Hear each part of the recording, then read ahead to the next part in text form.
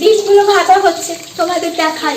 এই দেখো ডিমগুলো ভাজা হচ্ছে। ওরে বাবা গো, ইস, ডিমগুলো ভাজা হচ্ছে। তোমাদের ততক্ষণ একটা জিনিস দেখাই। এ দেখো তো, দাঁড়াও 1 সেকেন্ড। এ দেখো, এই বাবা দেখাতেই পারছি না। আমার ট্যাটুটা দেখো তো ঠিকঠাক আছে কিনা।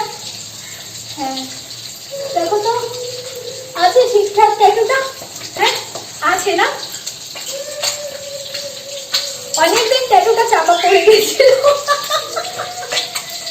আর ওখানে দেখো কেরম চিরিয়ে যাচ্ছে। ট্যাটুটা ভালো লাগবে না, ভাববে কি না বলো তো?